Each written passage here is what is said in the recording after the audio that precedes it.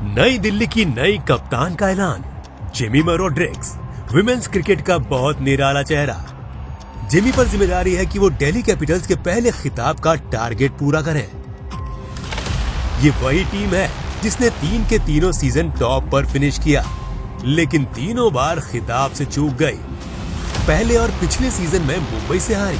पिछले साल आरसीबी ने ट्रॉफी का ख्वाब तोड़ दिया। अब नई कप्तान जेमिमा के साथ मजबूती से कदम बढ़ाने को तैयार है ये टीम। ऑक्शन से पहले इन्होंने अपने टॉप परफॉर्मर्स और प्रॉमिसिंग स्टार्स को रिटेन किया। जेमिमा रॉड्रिग्स के साथ opener Shefali Verma, Australian Annabel Sutherland, South अफ्रीकी ऑलराउंडर मैरीजान काप और युवा निकी प्रसाद को रिटेन करने के बाद ऑक्शन में उतरा दिल्ली मैनेजमेंट। हालांकि हर बार फाइनल में पहुंचाने वाली कप्तान मैग लेनिंग को नहीं रोक पाई नई दिल्ली। ऑक्शन टेबल पर पूरा जोर लगाया, लेकिन बिडिंग वॉर में यूपी वॉरियर्स ने मारी बाजी।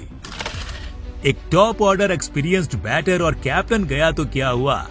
दिल्ली ने साउथ अफ्रीका की कप्तान और दिग्गज बैटर लॉरा वुल्फार्ट को अपने साथ जोड़ लिया है। 3 सीजन तक गुजरात जायंट्स का हिस्सा रही Wolvaardt ICC women's T20 batter ranking में नंबर 5 पर है और हाल ही में वनडे वर्ल्ड कप 2025 की टॉप स्कोरर थी ये साउथ अफ्रीकन। टॉप ऑर्डर में शेफाली वर्मा के साथ लॉरा वुल्फार्ट का नाम सुनकर ही किसी भी बॉलिंग लाइनअप के पसीने छूट जाएं। I think in Laura we've got a tremendous player who can fill in those shoes. Not only was she the highest run scorer in the recent World Cup, but she's also someone who's got leadership ability as well. So I think she'll be a great addition to the dressing room. I would say a good replacement for Meg Lanning to start off. 1.1 steal, I would say, with the current form she's in. Venues being D.Y. Patil and Vadodara, it will suit Laura Wulfart's game very well. Laura Wulfart एक बहुत ही smart by है Delhi Capitals के लिए। उनको शेफाली वर्मा के साथ एक बहुत ही स्टेबल, एक ऐसा बैटर चाहिए था जो अनुभव प्रदान करे पूरी टीम को भी और शेफाली वर्मा को भी लेकर अपने साथ बढ़े। और लॉरा वुल्फार्ट के पास कप्तानी करने का भी अनुभव है।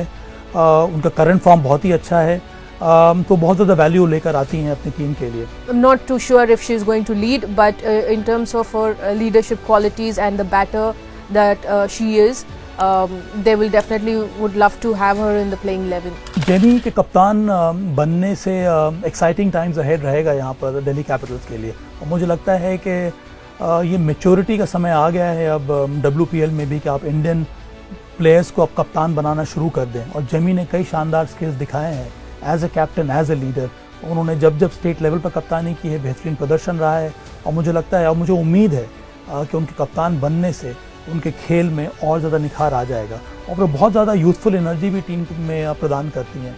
तो मुझे लगता है कि बहुत ही शानदार चॉइस रहेंगी जेमी एक कप्तान के रूप में दिल्ली कैपिटल्स के लिए। इसके अलावा एनाबेल सदरलैंड और मारीजान काप जैसी धाकड़ ऑलराउंडर दिल्ली कैपिटल्स के बैलेंस को बेहतर बनाती हैं।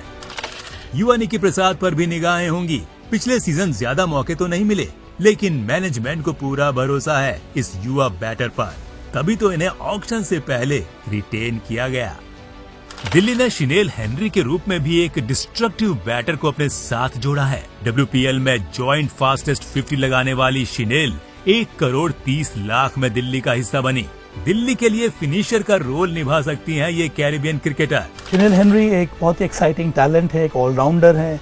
उनके पास वो पावर है जो पिछले साल उन्होंने दिखाया है और मोर देन रिलायबल बॉलर भी हैं।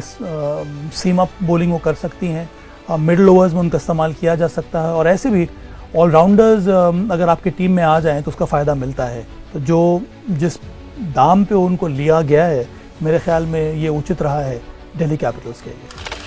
यंग शेफाली वर्मा के नाम से मशहूर हो रही सिर्फ 16 साल की दिया यादव पर भी सभी की नजरें होंगी। बात बॉलिंग की हो तो इस ऑक्शन में अपने स्पिन डिपार्टमेंट को खासा मजबूत किया है दिल्ली ने। भारत के one day world cup winning campaign की 2 बेहद अहम स्पिनर्स स्नेह राणा और श्रीचरणी दोनों अब कैपिटल्स के साथ हैं। वर्ल्ड कप में टीम इंडिया की स्टार परफॉर्मर रही श्रीचरणी हालांकि पिछले सीजन 55 लाख रुपए में दिल्ली के साथ थी, लेकिन वर्ल्ड कप में उनकी टॉप नॉच परफॉर्मेंस ने ऑक्शन में उन्हें तगड़ा इंक्रीमेंट दिलाया। श्रीचरणी को बैक कर रही थी दिल्ली कैपिटल्स, उनको रिटेन कर नहीं पाए, पर उनको पता था कि श्रीचरणी का वैल्यू लगेगा इस पर ऑक्शन में और वो तैयार थे श्रीचरणी को खरीदने के लिए। और उन्होंने सही बोली लगाई है यहाँ पर श्रीचरणी के लिए, कि श्री चरनी ने जो फॉर्म दिखाया है वो एक एक्साइटिंग टैलेंट है। बहुत कुछ उन्होंने वो टेबल पर लेकर आती हैं। वो उनका नाम एक ऑलराउंडर के रूप में आता है। वो अपने टीम के लिए, स्टेट टीम के लिए रन भी बना सकती हैं। तो मुझे लगता है कि श्री चरनी का रोल बहुत ज़्यादा अहम रहेगा इस साल दिल्ली कैपिटल्स के लिए। The skill set that she brings in with, you know, someone who can spin the ball, someone who gets that extra bounce, she's tall and also bowls in that mid-80s, which is not very regular in women's cricket if you see. Delhi के पास दिग्गज top order batters, धांसू allrounders और शानदार spinners तो हैं, लेकिन Indian pace bowler के रूप में उनके पास सिर्फ एक नाम है, नंदनी शर्मा। ऐसे में पेस डिपार्टमेंट में टीम विदेशी खिलाड़ियों पर ज्यादा निर्भर है। ओवरऑल बेहद मजबूत नजर आती है Delhi Capitals. With Sutherland, Cap, Henry, and then with Charney, Sneh, and then you have Shefali, you have Nikki, all who can come in with the ball. I think we'll have more than 6 bowling options, and we have a very deep batting order. So yeah, I think it's looking good. We've reached 3 finals. It's time we go one step further. We have to. It's about time. लगातार 3 साल से finalist का tag लेकर घूम रही ये team क्या इस साल फाइनली चैंपियन बन पाएगी?